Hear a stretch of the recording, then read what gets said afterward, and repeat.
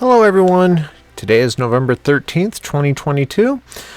I know it's been a couple of weeks since I've had a chance to record a vlog, so I wanted to make sure I got everybody caught up. The reason being is I actually had some pretty grandiose ideas about how I wanted to talk about the topic I want to talk about today, which has to deal with when was the first time I ever knew that Mia existed.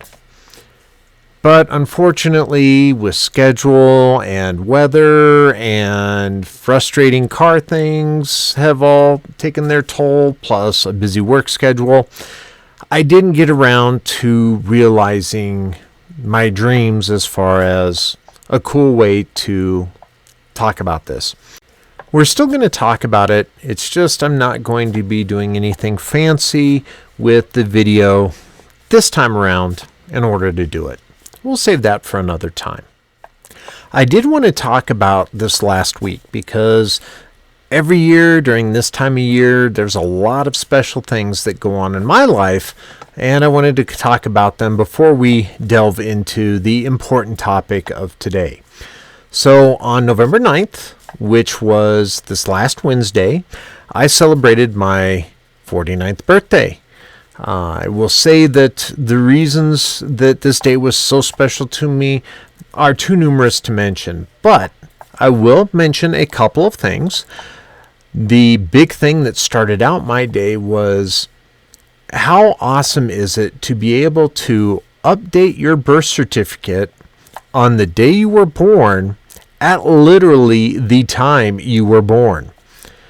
So I was born November 9th, 1973 at 9:24 a.m. My appointment with the state to get my birth certificate updated was on November 9th, 2022 at 9:20 a.m. So literally as I was being born 49 years ago, I was getting my birth certificate updated and Mia was being born. So that's how my day started off. Then getting into work, I received a lot of love that I didn't ever think that I would receive from my coworkers, past coworkers, current coworkers, people that I know. As you can see, I've got my birthday balloon and flowers back here. I got some other presents. I got a card signed by a lot of people on our department floor. And then to cap it all off, I had some of my coworkers take me out to the most amazing dinner, and we had an absolute blast. They made sure that I felt that I was loved and that I felt like I belonged, especially after the way my year went last year on my birthday. So, phenomenal day. Then, every year on November 10th, the very next day, is the Marine Corps birthday. Being a former Marine sergeant, that is a tremendous day for me to have my birthday one day and then the Marine Corps birthday the very next day. And then to top it off, Veterans Day is the day after that on November 11th. So I do want to say happy birthday and Semper Fi to any Marines that are out there watching this video. And I also want to say thank you from the bottom of my heart for all the veterans who have served, because we have all made sacrifices, and you should never forget just how important those sacrifices have been to our country. Whether you fall on the right or left or in the middle of the political spectrum, it doesn't matter. Our country is our country because of our veterans. So thank you very much. But that was the main part of my week, and that made it a phenomenal week. So I do want to take a little bit of time to talk about when I knew that who I was born as wasn't necessarily who I was. This would be back in the spring or summer of 1978. I just remember that the sun set pretty late and it was still pretty warm when this happened. We had just pulling into the parking lot of the apartment we were living at. This was located off of Floyd and Federal in Sheridan, Colorado. And my mom got out of the car, and then I got out of the car. And I remember I was very enthusiastic when I was telling my mom that, hey, Mommy, I knew something. And she asked me what it was that I knew. And I don't know how this epiphany came about. But I told her, I says, Mommy, when boys grow up, they become girls. And when girls grow up, they become boys. And she didn't know quite how to respond to that. But that was the first time that I knew something was a little different. There were other things that were going on in my life that I didn't realize maybe were saying something to me. When I was much older, my mom and I had a conversation, and she told me that before I was born, when she was pregnant with me, that she wanted me born a girl. And the reason behind that is because she wanted a girl to be able to do girl things with. And she swore that if I was born a boy, she was going to give me up for adoption.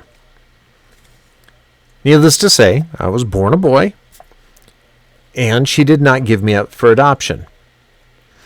That doesn't mean she didn't try later, but that's a story for another day.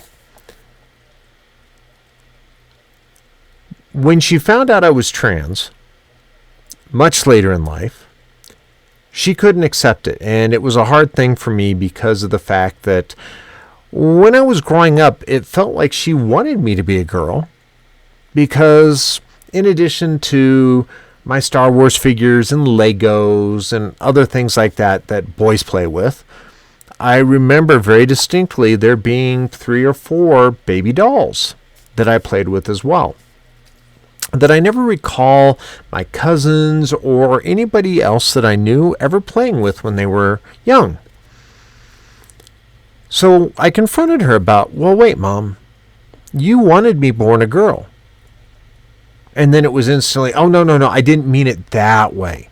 I wanted you born a girl because it would have been easier for me to raise a girl than to raise a boy.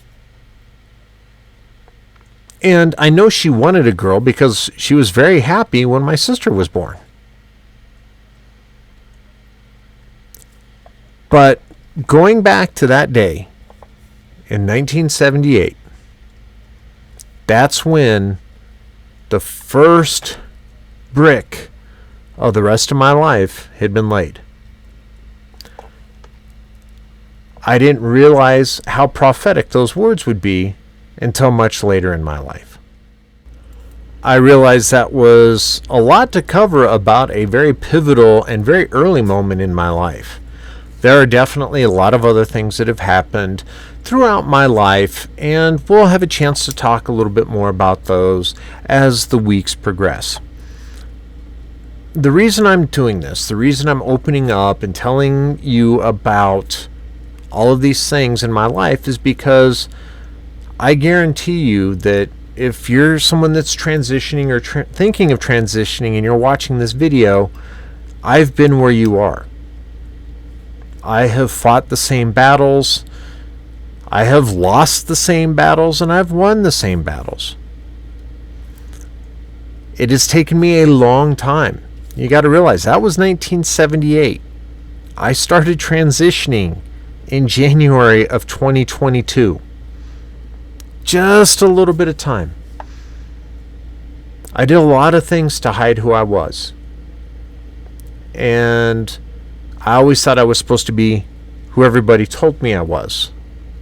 And I realized I'm just supposed to be who I am.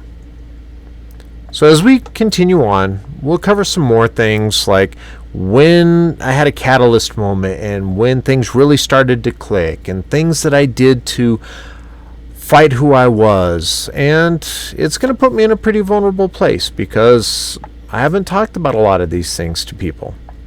But if it will help somebody else be able to have an easier time becoming who they are, then it's all worth it.